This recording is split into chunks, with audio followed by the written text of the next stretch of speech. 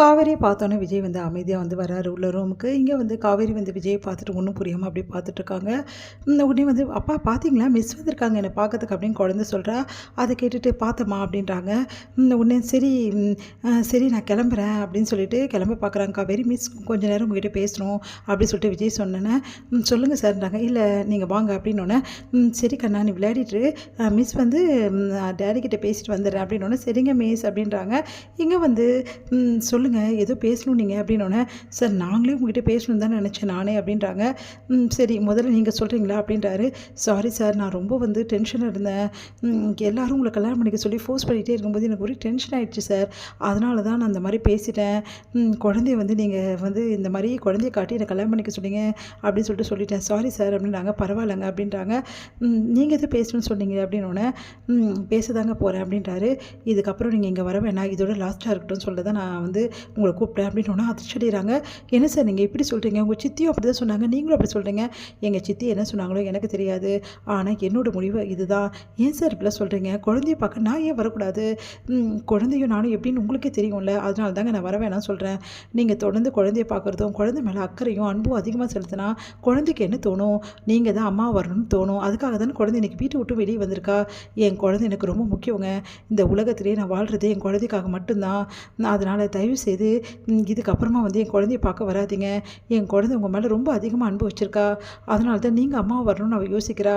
உங்களுக்கே தெரியும் நீங்கள் அதுக்கு ஒத்துக்க மாட்டீங்கன்னு சொல்லிட்டு. அதனால் எதுக்காக தேவையில்லாத பிரச்சனை? இங்கே பாருங்கள் நான் வந்து உங்ககிட்ட சொன்னது தான் இப்போவும் சொல்கிறேன். ஃபஸ்ட்டு சொன்ன மாதிரி தான். நானும் சரி என் குழந்தையும் சரி உங்களுக்கு இடைஞ்சலாக எந்த விஷயத்துலையும் நாங்கள் இருக்க மாட்டோம். நீங்கள் உங்கள் இஷ்டப்படி உங்கள் வாழ்க்கையை அமைச்சிக்கலாம். அதுக்கு குறுக்கால நானும் நிற்க மாட்டேன், என் குழந்தையும் நிற்காது. தயவுசெய்து புரிஞ்சுக்குங்க. இதுக்கப்புறம் இங்கே வர்றதோ என் குழந்தைய பார்க்குறதோ எல்லாத்தையும் வந்து கட் பண்ணிடுங்க. இன்னொரு விஷயமும் நான் சொல்கிறேன் உங்களுக்கு. இதுக்கப்புறம் அந்த ஸ்கூலில் என் குழந்தை படிக்க மாட்டா அப்படின்னு பயங்கரமாக அதிர்ச்சி அடைகிறாங்க காவேரி. சார் நீங்கள் என்ன சார் பேசுகிறீங்க அப்படின்னோடனே, இல்லைங்க அவ்வளோதான் இதோட இந்த இந்த வருஷத்தோட முடிச்சிடுவேன் நான். ஏன்னா இதுக்கப்புறம் இந்த வீட்டில் இந்த ஊர்லேயே நாங்கள் இருக்கிறதுல முடிவு பண்ணியிருக்கோங்க. நாங்கள் இந்த ஊரை விட்டு காலி பண்ண போகிறோம் அப்படின்னோடனே செம்ம டென்ஷன் ஆகிடுறாங்க. சார் நீங்கள் பேசுறது கொஞ்சம் கூட சரியில்லை சார், ஏன் சார் இவ்வளோ பண்ணிகிட்ருக்கீங்க அப்படின்னோடனே, இங்கே பாருங்கள் இதுதான் என்னோட முடிவு. இதுக்கப்புறம் நீங்கள் தயவுசெய்து நான் சொல்கிறத கொஞ்சம் கேளுங்க. உங்கள் வாழ்க்கையை நீங்கள் போய் பாருங்கள், எங்கள் வாழ்க்கையில் தலையிடாதீங்க. நீங்கள் சொன்னது தான் நானும் சொல்கிறேன். இதுக்கப்புறம் உங்கள் வீட்டுக்கோ இல்லை உங்கள் வாழ்க்கையிலையோ நானும் என் பொண்ணும் தலையிட மாட்டோம். தயவுசெய்து இப்போ கிளம்புங்க அப்படின்றாங்க. அதை கேட்டுட்டு காவேரி செம்ம டென்ஷன் ஆகிடுறாங்க. சார் நீங்கள் பேசுறது கொஞ்சம் கூட நல்லா இல்லை சார். சார் பரவாயில்லைங்க நல்லா எல்லாமே இருக்கட்டும், நீங்கள் முதல்ல கிளம்புங்க அப்படின்னோடனே வேறு வழி இல்லாமல் காவேரி அங்கேருந்து மனசு கஷ்டப்பட்டு அங்கே கிளம்புறாங்க.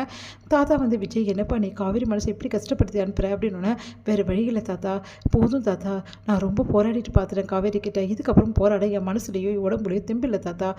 நம்ம சீக்கிரமாக இந்த ஊரை விட்டு காலி பண்ணி போயிடலாம் தாத்தா. இங்கே இருந்தால் அதனால் காவேரியை பார்க்கணும்னு தோணும், நான் அவகிட்ட பேசணும்னு தோணும், குழந்தையும் அவளை பார்க்கணும்னு விரும்புவா.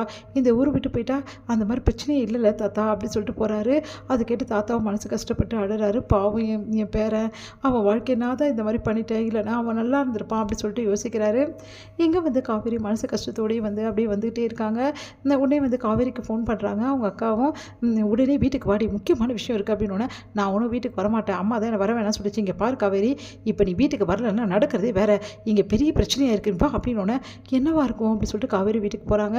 வீட்டுக்கு போனோன்னே அவங்க அம்மா வந்து என்ன பண்ணுறாங்க, எல்லா துணிகள்லாம் எல்லாத்தையும் எடுத்து வச்சுட்டு எல்லாமே சுட்கேஸ் எல்லாம் ஏற கட்டுன்னு ரெடியாக இருக்காங்க. அதை பார்த்து காவேரி எங்கம்மா எங்கே கிளம்புற அப்படின்னோடனே, காவேரிக்கு வந்து எந்த பதிலுமே சொல்லாமல் வந்து அவங்க அம்மா சாரதா வந்து கிளம்பி முனைப்பாக இருக்காங்க. அதை பார்த்தா காவேரி என்னக்கா இதெல்லாம் அப்படின்னோடனே, நான் எவ்வளோ சொல்லிட்டேன் அம்மா கேட்க மாட்டேங்குதுடி.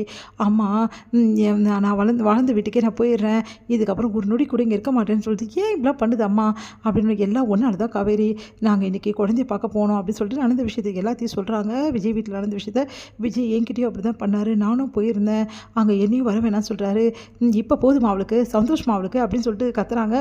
அம்மா அப்படின்னோடனே, இப்போ நிம்மதியாக இருடி, என் தொல்லையும் இருக்காது, அந்த குழந்தை தொல்லையும் உனக்கு இருக்காது. இனிமேல் எவனோ ஒருத்தனை பார்த்துருக்கல கல்யாணம் பண்ணிக்கிறதுக்கு, அவனே கல்யாணம் பண்ணிக்கின்னு சந்தோஷமாக வாழு, எங்கள் தொல்லையெல்லாம் இல்லாமல் நிம்மதியாக இருடி, நாங்கள் கிளம்புறோம் அப்படி சொல்லிட்டு போகிறோம். அம்மா ப்ளீஸ்மா சொன்னால் கேளுமா காவேரி எல்லாம் சொல்கிறாங்க. ஆனால் சாரதை கேட்காம கிளம்புறாங்க. அதை பார்த்து காவேரி பயங்கரமாக கதறி அழுகிறாங்க. உங்கள் பேச்சை நான் கேட்குறேன் போதுமா, தயவு செய்து போகாதம்மான்றாங்க.